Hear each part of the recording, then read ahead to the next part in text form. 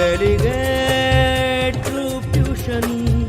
Delegate, delegate, delegate, delegate.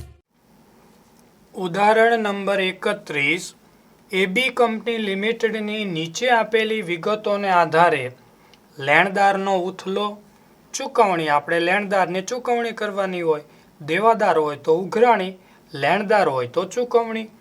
ચૂકવણીની મુદ્દત મહિના, અઠવાડિયા અને દિવસોમાં. માહિતી કઈ આપી છે? કુલ ખરીદી, રોકડ ખરીદી. કુલ ખરીદીમાંથી રોકડ ખરીદી બાદ કરીએ એટલે ઉધાર ખરીદી મળી જાય. શરૂના વેપારી દેવા પ્લસ આખરના વેપારી દેવા ભાગ્યા 2 કરીએ, સરેરાશ વેપારી દેવા મળી જાય. તો લેણદારનો ઉથલો મળી જાય. ઉધાર ખરીદી છેદમાં સરેરાશ વેપારી દેવા. તો ઉધાર ખરીદી બરાબર કુલ ખરીદી માઇનસ રોકડ ખરીદી. કુલ ખરીદી 30 લાખ માઇનસ રોકડ ખરીદી 4 લાખ. તો વધ્યા 26 લાખ. ચાલો એવી જ રીતે સરેરાશ મેળવી લઈએ. સરેરાશ વેપારી દેવા બરાબર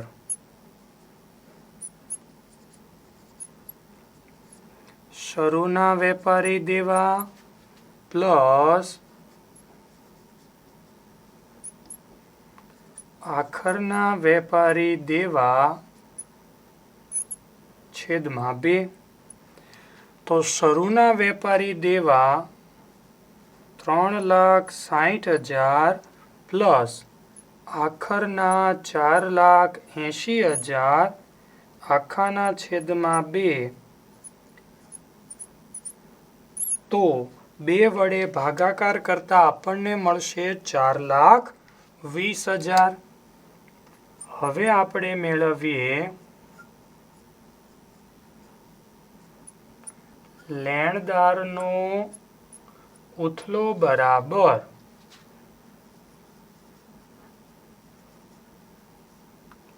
ઉધાર ખરીદી છેદમાં સરેરાશ વેપારી દેવા. તમારે બરાબર નીચે બરાબર કરવાનું છે. ઉધાર ખરીદી મળી આપણને 26 લાખ છેદમાં સરેરાશ વેપારી દેવા 4,20,000. તો જવાબ આવ્યો 6.19. ઉથલો આવે એટલે પાછળ આપણે લગાડવાનું છે વખત. ચાલો હવે કીધું છે ઉઘરાણીની મુદ્દત. તો એકવાર હેડિંગ આપી દઈએ, ઉઘરાણી મુદ્દત. ચાલો પહેલું મેળવીએ આપણે દિવસો બરાબર. તો દિવસો 365 છેદમાં લેણદારનો ઉથલો 365. ઉથલો આવ્યો 6.19. તો પહેલો જવાબ આવશે 58.97 દિવસ. દિવસ ક્યારેય પોઈન્ટમાં ન હોય, પોઈન્ટ પછી 5 કરતાં વધારે છે, 1 ઉમેરી દેતા આપણને મળશે 59 દિવસ. ચાલો એવી જ રીતે ઉઘરાણીની મુદ્દત મહિનામાં મેળવીએ. તો વર્ષના મહિના 12 છેદમાં લેણદારનો ઉથલો 12ના છેદમાં 6.19. તો જવાબ આવશે 1.94 મહિના. 1.94 મહિનાએ આપણે ચૂકવણી કરીએ છીએ. અને છેલ્લું આવશે દિવસો મહિના આવી ગયા અઠવાડિયા, વર્ષના અઠવાડિયા 52 છેદમાં લેણદારનો ઉથલો 52 છેદમાં 6.19, તો આપણને મળશે 8.4 અઠવાડિયા. ચાલો ફરીથી સૌથી પહેલું કામ લેણદારના ઉથલાનું સૂત્ર યાદ કરવાનું. ઉધાર ખરીદી છેદમાં સરેરાશ વેપારી દેવા. ઉધાર ખરીદી ક્યાંથી મળે? કુલ ખરીદીમાંથી આપણે રોકડ ખરીદી બાદ કરી નાખીએ. સરેરાશ વેપારી દેવા હોય કે લેણા, સૂત્ર સરખું. શરૂના વેપારી દેવા લેણા હોય તો શરૂના વેપારી લેણા પ્લસ આખરના વેપારી દેવા અહીંયા છેદમાં 2. આ બંને મળી ગયા. લેણદારનો ઉથલો મળી ગયો. કાંઈ સૂચના ન હોય તો દિવસો 365, મહિના 12 અને અઠવાડિયા તો 52 જ રહેવાના. ઘણીવાર સૂચના હોય તો દિવસો જે સૂચના હોય એ પ્રમાણે 360 કીધું હોય તો 360 લેવાના. લેણદારના ઉથલા પરથી શું માહિતી મળે? તો કે આપણે જે ગામમાંથી ઉધાર ખરીદી કરીએ છીએ એ કેટલા દિવસોમાં આપણે મહિનામાં, અઠવાડિયામાં ચૂકવણી કરીએ છીએ. અહીંયાથી શું ખબર પડે કે તમે લેણદાર પાસેથી કાચો માલ ઉધારમાં લ્યો છો, એના રૂપિયા ચૂકવી દીધા, પાછો ઉધાર લીધો, પાછો રૂપિયા ચૂકવી દીધા, એવી વર્ષમાં કેટલી વાર સાયકલ ચાલે છે? તો કે 6.19 વાર. જેમ ઉથલો વધુ એમ આપણી કાચા માલની ખરીદી વધુ, અને સ્વાભાવિક છે કાચો માલ ક્યારે વધુ ખરીદીએ? જ્યારે આપણે તૈયાર માલ વધુ વેચાતો હોય ત્યારે. તો કેટલા દિવસો આપણે ચૂકવણી કરીએ છીએ? તો કે સરેરાશ 59 દિવસે આપણે જે ઉધાર માલ લીધો છે એના નાણાં આપણે ચૂકવીએ છીએ. હવે મહિનામાં બોલવું હોય તો 1.94 મહિના, એટલે 2 મહિનામાં બહુ ઓછું. અહીંયા જુઓ 59, 2 મહિનામાં 1 દિવસ ઓછો. અહીંયા 0.06 ઓછા. 8.4 અઠવાડિયાએ, એટલે કે 8.5 અઠવાડિયા આજુબાજુ આપણે જે ઉધાર માલ લીધો છે એની આપણે ચૂકવણી કરીએ છીએ. ઉદાહરણ નંબર 32. એ કંપની લિમિટેડની નીચે આપેલ વિગતોને આધારે લેણદારનો ઉથલો અને ચૂકવણીની મુદ્દત માત્ર દિવસોમાં કીધું છે. કુલ ખરીદી, રોકડ ખરીદી, ખરીદ પરત, શરૂના વેપારી દેવા, આખરના વેપારી દેવા. હવે આપણે સૌથી પહેલું કામ જરૂર પડે ઉધાર ખરીદીની, તો તૈયાર આપી નથી તો ક્યાંથી મળશે? તો કે કુલ ખરીદીમાંથી રોકડ ખરીદી અને ખરીદ પરત બાદ કરી નાખીએ. તો બંને માઇનસ કરીએ. કુલ ખરીદી 35 લાખ માઇનસ રોકડ ખરીદી 3 લાખ માઇનસ 2 લાખ ખરીદ પરત. તો 35 લાખમાંથી 5 લાખ બાદ કરીએ, આપણને મળ્યા 30 લાખ. આ ઉધાર ખરીદી આવી ગઈ. હવે મેળવીએ આપણે સરેરાશ વેપારી દેવા બરાબર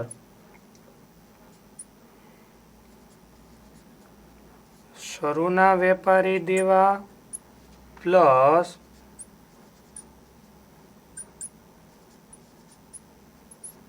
આખરના વેપારી દેવા આખાના છેદમાં 2. તો શરૂના વેપારી દેવા 5,40,000 પ્લસ આખરના 4,60,000 છેદમાં 2. તો સરેરાશ મળી આપણને 5 લાખ. બંને મુદ્દા મળી ગયા. હવે આપણે ઉથલો મેળવીએ.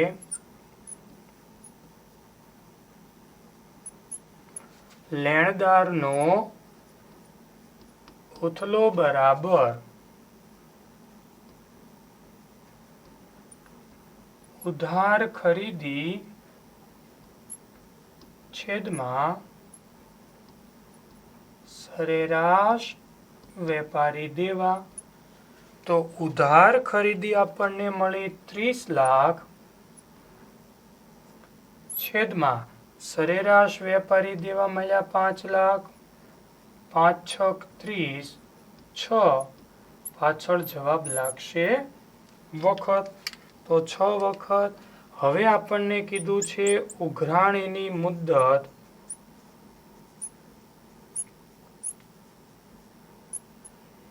દિવસોમાં કીધું છે, તો દિવસો બરાબર દિવસો આવશે 365 છેદમાં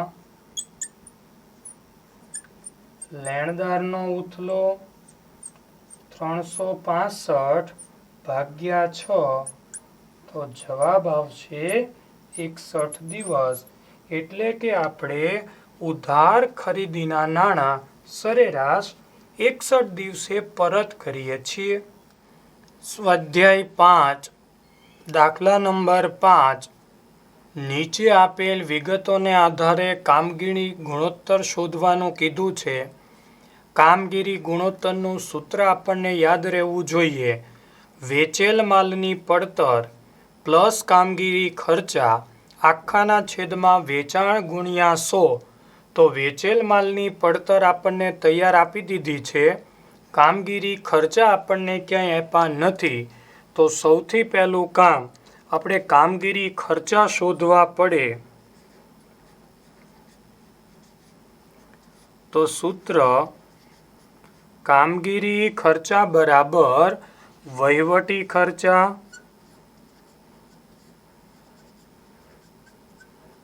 પ્લસ વેચાણ ખર્ચા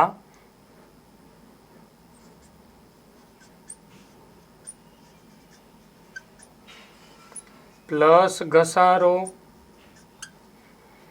કિંમત મૂકીએ.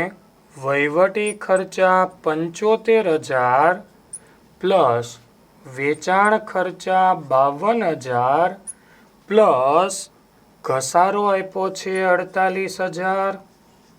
52, 48 1 લાખ પ્લસ 75,000, તો ટોટલ મળ્યા 1,75,000. હવે આપણે સૂત્ર મૂકીએ.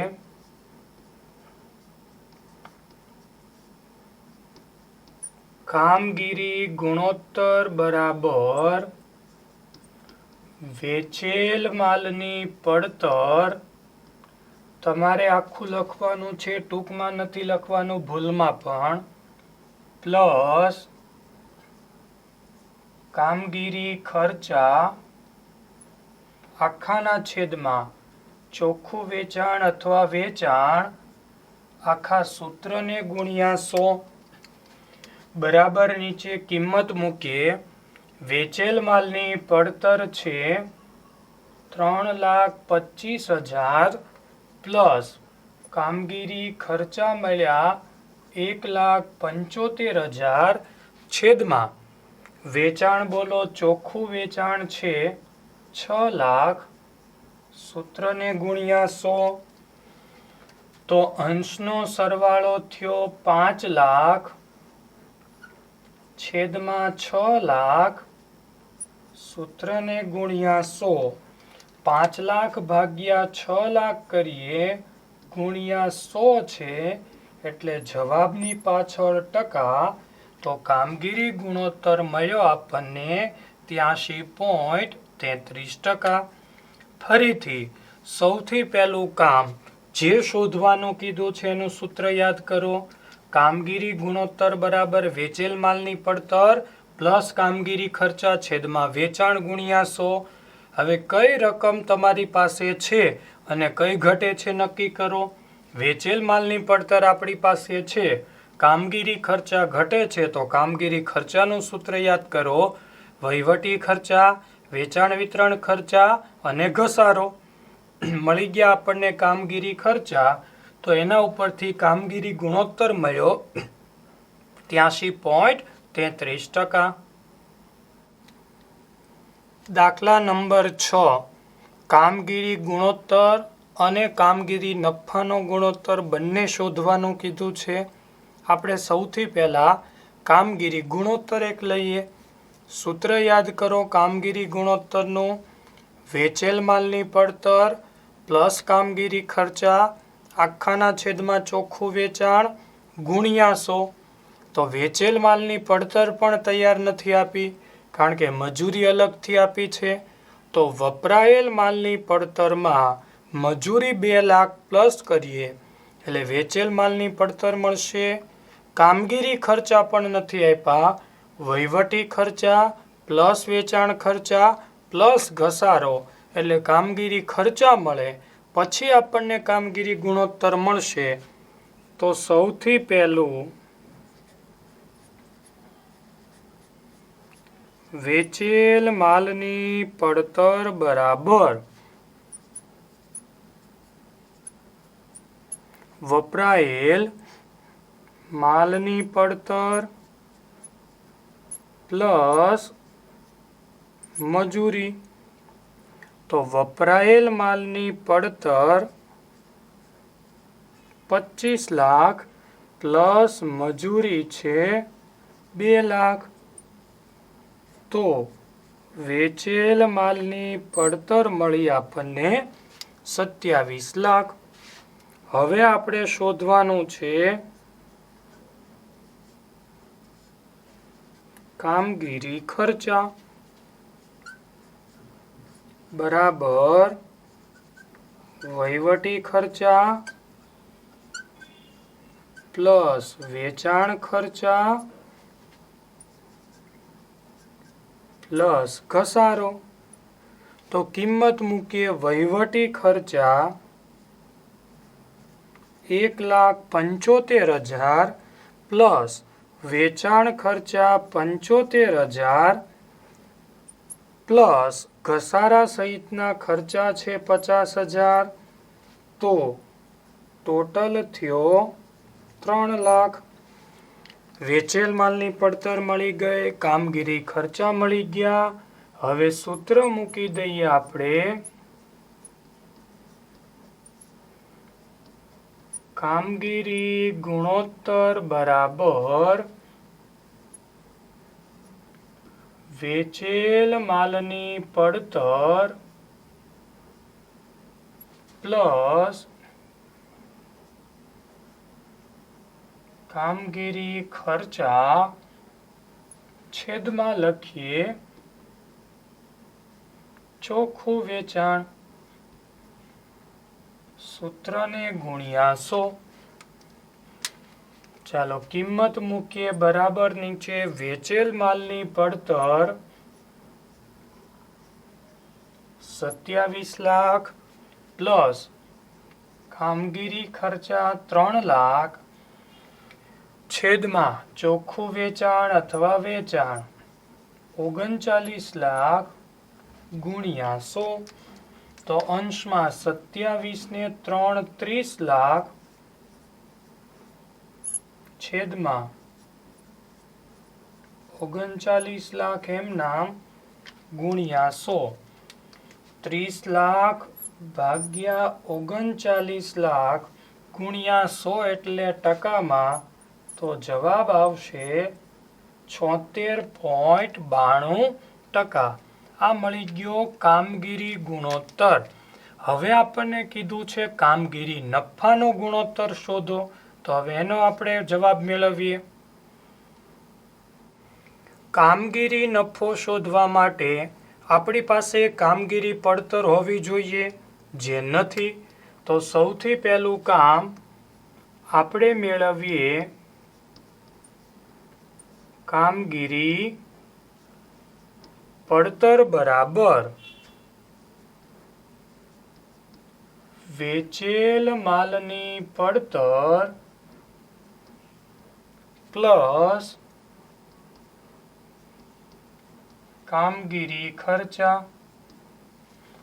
તો વેચેલ માલની પડતર છે 27 લાખ પ્લસ કામગીરી ખર્ચા 3 લાખ. કામગીરી પડતર મળી આપણને 30 લાખ. હવે મળશે આપણને કામગીરી નફો. તો કામગીરી નફો બરાબર વેચાણ માઇનસ કામગીરી પડતર. તો વેચાણ આપણી પાસે છે 39 લાખ માઇનસ કામગીરી પડતર 30 લાખ. તો કામગીરી નફો વધ્યો આપણી પાસે 9 લાખ. હવે સૂત્રમાં કિંમત મૂકીએ. કામગીરી નફાનો ગુણોત્તર બરાબર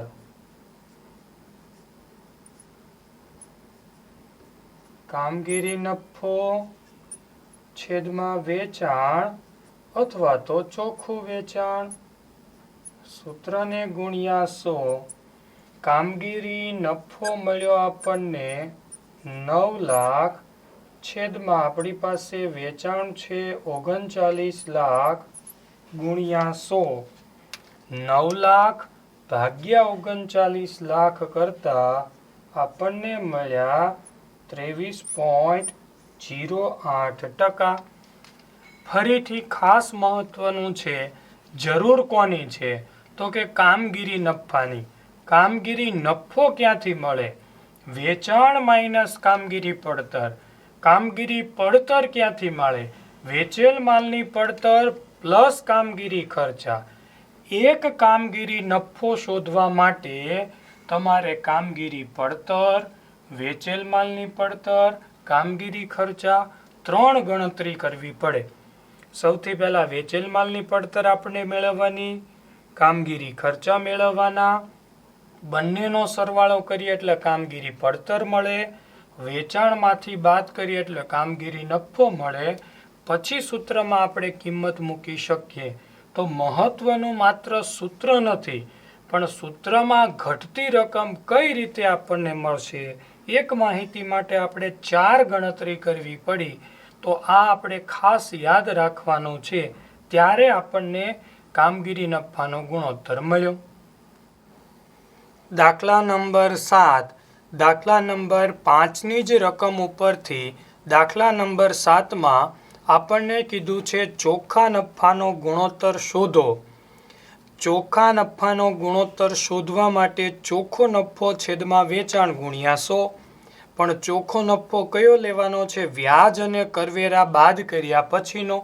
હવે રકમમાં આપણને ચોખ્ખો નફો આપ્યો જ નથી, તો સૌથી પહેલું કામ આપણે ચોખ્ખો નફો મેળવવો પડે. ચોખ્ખો નફો બરાબર સૌથી પહેલા લેવાનું વેચાણ, એમાં આવક હોય તો પ્લસ કરવાની, પ્લસ વ્યાજ અને ડિવિડન્ડ. હવે ક્રમશઃ તમામ ખર્ચાઓ આપણે બાદ કરતા જઈએ. તો માઇનસ બિનકામગીરી ખર્ચા, માઇનસ ઘસારો,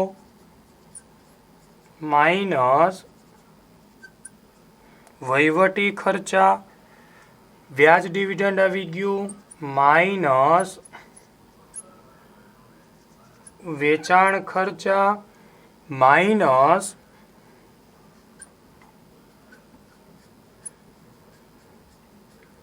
વેચેલ માલની પડતર, માઇનસ નાણાકીય ખર્ચા, કરવેરા છેલ્લે બાદ કરશું. ચાલો કિંમત મૂકીએ. વેચાણ આપ્યું છે આપણને 6 લાખ પ્લસ વ્યાજ અને ડિવિડન્ડ આપ્યું છે 45,000 માઇનસ બિનકામગીરી ખર્ચા 35,000 માઇનસ ઘસારો 48,000 માઇનસ વહીવટી ખર્ચા 75,000 માઇનસ વેચાણ ખર્ચા 52,000 માઇનસ વેચેલ માલની પડતર 3,25,000 માઇનસ નાણાકીય ખર્ચા 85,000. તો તમામ રકમ પ્લસ માઇનસ કરતા આપણી પાસે ચોખ્ખો નફો વધ્યો 25,000. પણ આપણે નફો છે એ વ્યાજ અને કરવેરા પછીનો લેવાનો. તો પછીનો મુદ્દો વ્યાજ અને કરવેરા પછીનો ચોખ્ખો નફો બરાબર આપણી પાસે ચોખ્ખો નફો આવ્યો છે 25,000 માઇનસ 7,500. આ 7,500 ક્યાંથી લાવ્યા? તો કે ભાઈ 30% કરવેરા. કોના 30%? 25,000 ના 30%, 25 તેરી 75, 7,500 બાદ કર્યા તો વધ્યો આપણી પાસે નફો 17,500. હવે સૂત્ર મૂકીએ, ચોખ્ખા નફાનો ગુણોત્તર બરાબર વ્યાજ અને કર પછીનો નફો છેદમાં ચોખ્ખું વેચાણ અથવા વેચાણ. સૂત્રને ગુણ્યા 100. કિંમત મૂકીએ, વ્યાજ અને કરવેરા પછીનો ચોખ્ખો નફો આવ્યો છે 17,500 છેદમાં વેચાણ આપણી પાસે છે 6 લાખ. સૂત્રને ગુણ્યા 100. ચાલો 17,500 ભાગ્યા 6 લાખ ગુણ્યા 100 કરતા આપણને મળશે 2.92%. આ મળી ગયો ચોખ્ખા નફાનો ગુણોત્તર. ફરીથી ચોખ્ખા નફાના ગુણોત્તર માટે સૌપ્રથમ જરૂર છે વ્યાજ અને કર પછીનો ચોખ્ખો નફો. આપણને ચોખ્ખા નફાની માહિતી આપી જ નથી. તો શું કરવાનું? સૌથી પહેલું વેચાણ, એમાં જો કોઈ આવક હોય તો પ્લસ કરવાની, બાકીના તમામ ખર્ચાઓ બાદ કરવાના. તો વ્યાજ અને ડિવિડન્ડ આવક પ્લસ કરી બાકીના તમામ ખર્ચાઓ ક્રમશઃ બાદ કર્યા, વધ્યા 25,000. હવે એમાંથી કરવેરા બાદ કરીએ. 30%, 25,000 ના 7,500 બાદ કર્યા, વધ્યા 17,500. એને ભાગ્યા 6 લાખ તો જવાબ આવ્યો 2.92%.